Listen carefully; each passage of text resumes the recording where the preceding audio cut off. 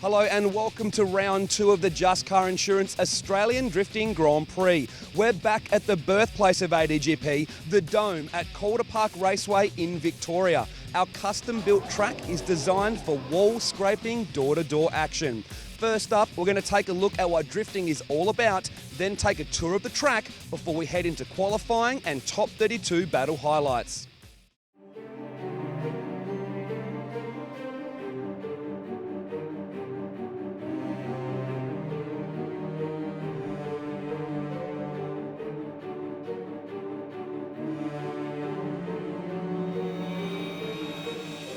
Drifting is motorsport meets extreme sport. Instead of being the first across the finish line, drivers are judged like in freestyle motocross or skateboarding. The judges outline the course and what they want to see in a driver's briefing, and then in solo qualifying, drivers are judged on their line, angle, speed and overall impact or style. Their score is then used to determine their placing in the battle tree for the tandem runs. Drivers go head-to-head, taking turns at a lead and chase run, and the chase car is judged on their proximity and emulation, while the lead car is judged on their line speed and angle and overall impact like in qualifying. Essentially, the lead car is trying to do a perfect run, while the chase car is trying to copy their run while getting as close as possible. The judges choose a winner or a rerun, and it's best 2 out of 3. It makes for fierce racing and non-stop action. The Just Car Insurance Australian Drifting GP is the country's premier drift series and where the best come to battle it out. For more information on rules and regulations, head to our website, australiandriftinggp.com.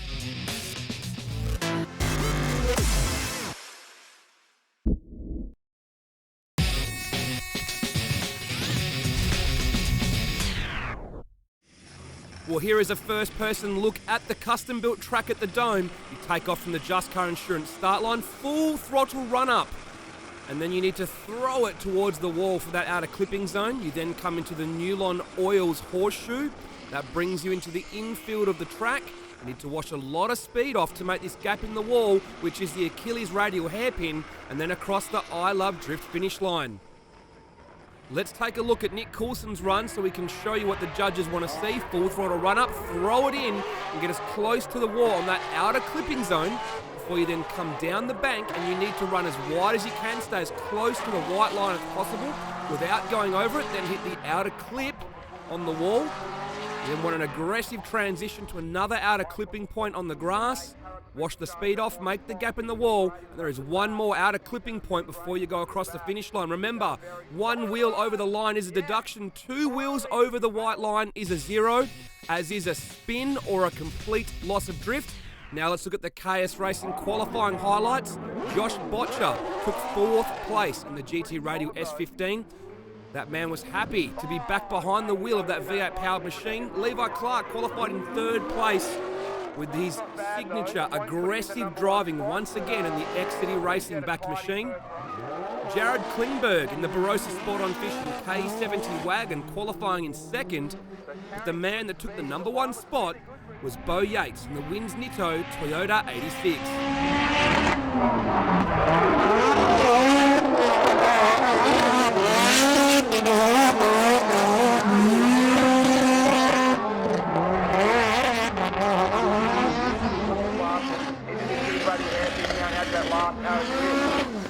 Let's take a look at the rest of the top 10 in qualifying. Prosnick in 6th, Shane van Gisbergen doing well in 7th in his first ADGP, Rosenblatt in 8th, Rob White does 9th in a new car, and Dale Campaign rounds out the top 10.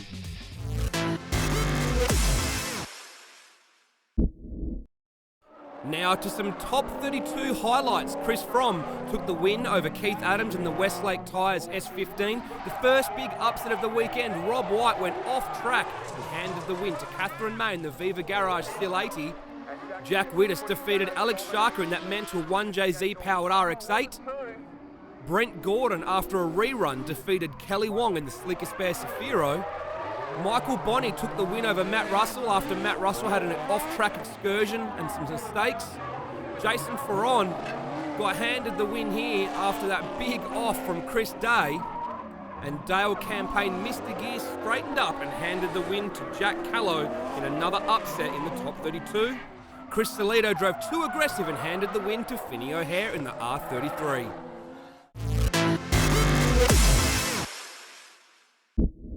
Just Car Insurance has been involved with the Just Car Insurance Australian Drifting Grand Prix since its inception, 2011. This is the 4th season, and we're very, very happy and proud to actually be a part of this fantastic event and bring drift to the people of Australia. Look, our market is about people that want to drive modified cars, high performance cars, and the ones that have colourful driving histories. And drifting basically ticks all those boxes. Hence, we like to play a big part in this sport. Well, it's very important to keep it off the streets and on the track, because that way it's controlled in a safe environment. And we obviously don't want too many car accidents out there, but the Australian Drifting Grand Prix is something that people can aspire to and take their skills and take it off the street and bring it into a professional, safe environment. I've actually been to every single ADGP event. That's 14, this is the 14th one. Which one's my favourite? Well, it just keeps getting better and better. So I really can't pick one. Favourite driver? Well, I'm not going to be biased there, but I won't actually say who my favourite driver is. They're all fantastic. Stick around, because after the break, we head into the top 16 tandem battle eliminations here at round 2 of ADGP.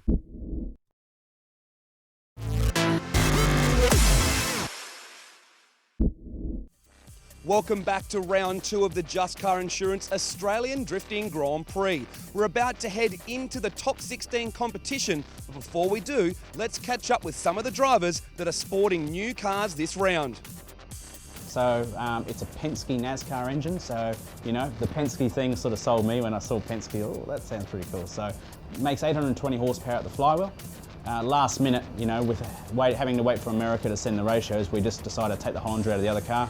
We put the Hollinger behind it, and it's a match made in heaven. It really is pretty cool. It's starting to feel like something pretty amazing. 820 horsepower is pretty cool. So the sound is epic. It just sounds so good, so good. I love it. Especially in the car. I had a few complaints it's not quite loud enough, so we might have to make it a little bit louder.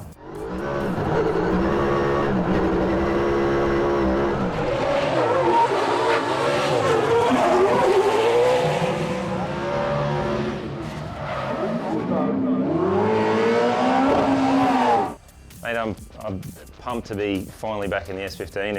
It's been a long time coming to ADGP. We've had little issues with the car, and we had it overseas, and it was all running quite well, and there was some dramas overseas, which I just about don't want to talk about. Well, the car's an S15, a small block Chev base, but it's a race motor from the US with, they used to actually race in Speedway with this engine, so 434 cubic inch, 7.2 litre, lots of noise. It's an animal, got power down low, it's got power up top, revs to 8.5 grand, awesome response, yeah, awesome mate. So it's running the 85, around about 800 horsepower at the engine, and yeah, we run a Tex Racing T101 gearbox, awesome gearbox, 4-speed, you just bang it into each corner, you can't miss. You don't have to get off the throttle in the straight line. It's just heaps of fun. So it's feeling good. Just finished first practice session, and it's killing it out there. I can't see much behind me. It's working well.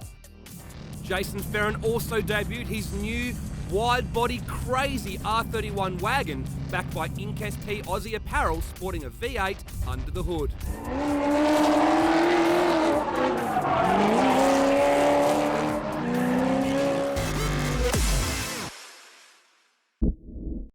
Well, it is go time. Check out the Newline Oil's top 16 leaderboard.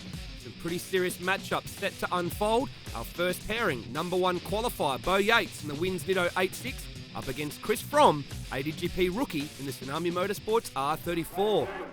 Bo Yates was number 1 qualifier, full throttle, pedal to the metal entry, right up against the wall there. Chris Fromm not able to match him.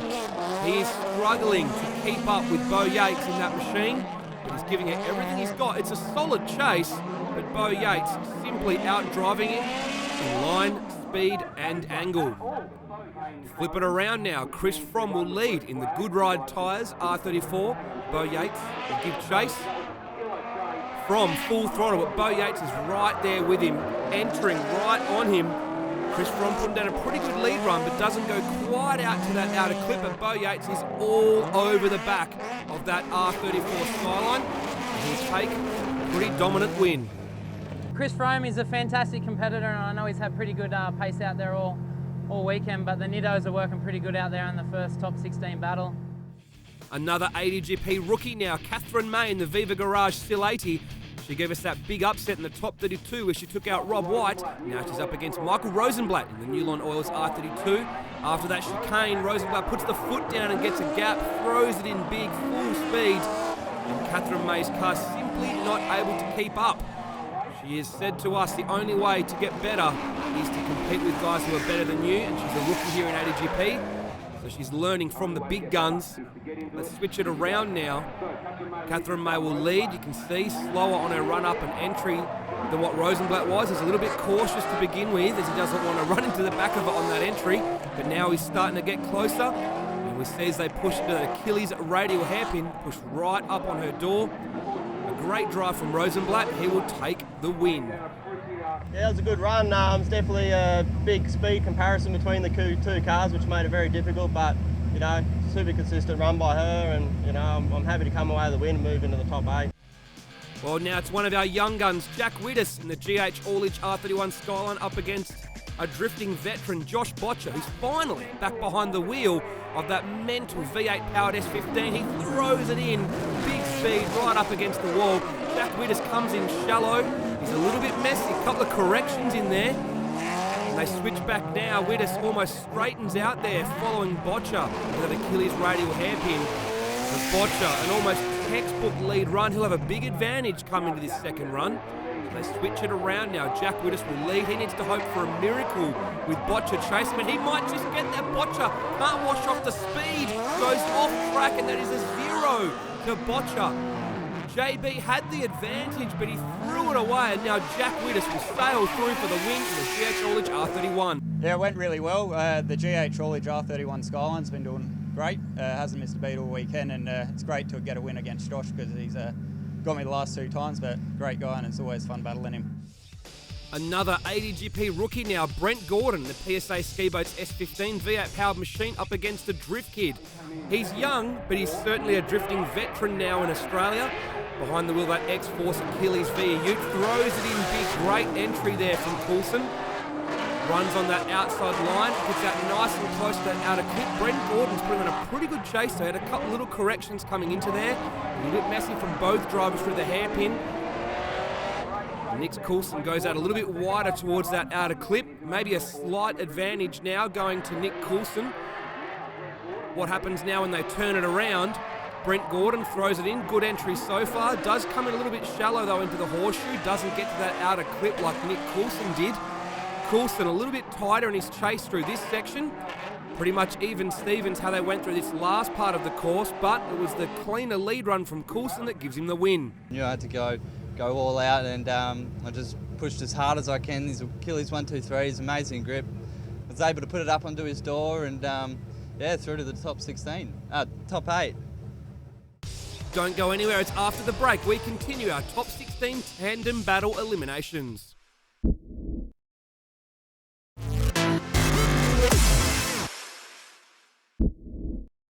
Welcome back to round 2 of the Just Car Insurance Australian Drifting Grand Prix. We're about to continue with our top 16 tandem battles, but before we do, let's catch up with a driver making a big impact this weekend. Driver of the Techno Autosports Holden Commodore in the V8 Supercar Championship, Shane van Gisbergen.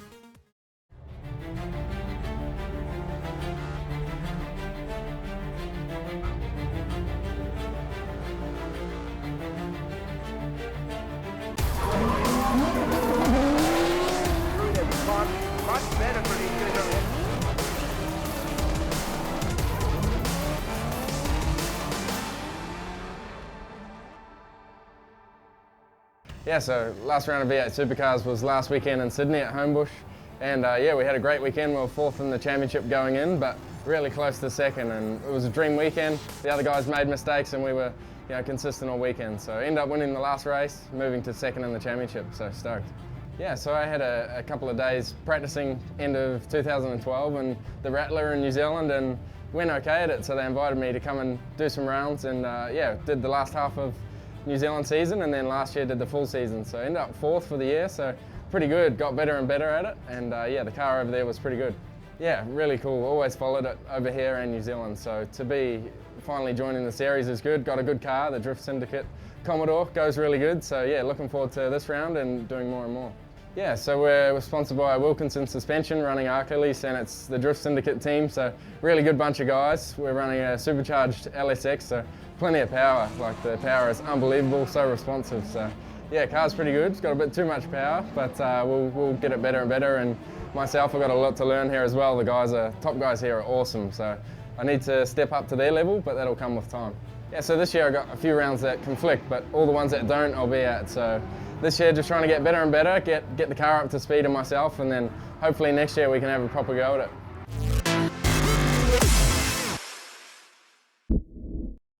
Time to get back into our top 16 tandem battles. You can see the Newline Oils leaderboard here. We're now into the right-hand side of the top 16 bracket. Our first pairing, Michael Prosnik up against Michael Bonney. Two locals going head-to-head. Bonney driving the best we've ever seen from him. He stepped it up this weekend in that C&D Motorworks S15.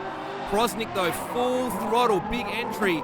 Bonney's there to begin with, but very messy. A couple of corrections there during the entry.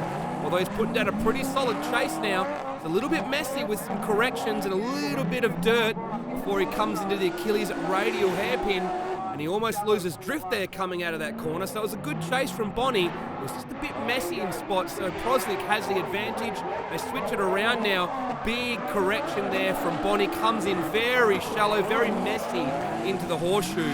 Prosnik, though, is keeping it tidy. The Supreme Caravans Racing S13. He will power through now that last corner and take the win. That was a mint battle with Michael Bonney. Cars seem to be dialed in, which is good. We're pretty happy. Just work on a couple little things, try and get to white line a little bit more, but I'm pretty happy at the moment, so yeah. Another rookie that's made it into the top 16, Jason Ferrin in the Inc SP Aussie Apparel R31, also debuting that new wide body wagon this weekend. Two V8 powered Nissans now. He's up against Levi Clark. Big speed, massive entry from Levi. Can he pull it up? He runs a little wide there. He's onto the dirt. It straightens him out and he hits the wall. Levi Clark. Uncharacteristic mistake from him, and now Jason Ferrin will sail through for a 10-0 advantage after that first run. Let's go to the Achilles radial replay now and have another look at what happened. On board with Levi Clark. He throws it in. Just isn't able to pull it up. Once those left wheels hit the dirt, it straightens him up. He can't stop and he's into the wall. The damage probably looks a little worse than it is. Now teams can call the 5-minute rule if the damage is their fault. So you can see the XD Racing team working frantically to get the car repaired to get back on track. He could have called it quits, Levi Clark, but he decided he wanted to get back out there and do the second battle in the top 16. You can see he wants to make up for it now. He's driving very aggressively, throws it in big, right up on Jason Ferrin's door. The XD Racing S15 is all over the back of him, but he needs Jason Ferrin to spin if he wants a chance, and he doesn't. So Jason gets the win. Levo's such a good driver. That was an absolutely epic chase run. He probably deserved the win if he didn't look like he had a bit of understeer on that first corner, which really sucks. Would have been great to have a good battle with him. Happy for me to go through to the top 8. The Inc SP R31's going nuts. So can't wait for it. Woo! Well, it's not every day you get to go up against a V8 supercar driver, especially one that just came second in the Drivers' Championship. Jackson Callow forced Shane Van Gisbergen to a rerun in the top 16. So let's check out the second battle now. Gisbergen, a massive entry, very high speed, huge angle up against the wall. He's a little bit shallow on his line though, coming through the Newline Oils horseshoe. Pumping out smoke though from that Drift Syndicate VE supercharged Commodore. Callow though, a good chase run in the second part of the track. He just could not match Gisbergen's entry. Jackson Callow had to call a 5-minute rule due to clutch issues. How will it affect him? He throws it in. He's very shallow on his line coming into the Newline Oils horseshoe. Misses the outer clip on the way out. He is struggling in that VY Ute. Gisbergen is closing in. Was that 2 wheels over the white line from Jackson Callow coming through the Achilles radial hairpin? Let's go to the replay for a look. First up, you can see Gisbergen. That is a huge entry. Massive speed, massive angle, very hard to match. And you can see here Jackson Callow is leading 1 wheel, 2 wheels over that white line. And that's the nail in the coffin to give the win to the Giz. Yeah, it was pretty close. I think we both made mistakes in that first run, but the car's got so much grunt and I can't get 3 or 4 laps out of a set of tyres, so the rerun was pretty sketchy. So unfortunately he had a problem. It's our benefit, but would rather have seen him at his best. But yeah, stoked to go through. Last pairing in the top 16, Jared Klingberg in the Barossa Sport on Fishing K70. Technically he's an ADGP rookie this year, and so is Finney O'Hare in that Nankang Tyres R33 Skyline. Klingberg pedal to the metal, throws it in big. O'Hare isn't able to match him. He cuts in and goes shallow into the Newline Oils horseshoe to try and keep up. Misses that outer clip. A little bit messy on his transition. Gets one wheel over the white line. That's a deduction. And he does it again there. Nearly straightens out. Coming out of the Achilles radial hairpin. They flip it around now. Finney O'Hare will lead. Bit of a feint. Throws it in big.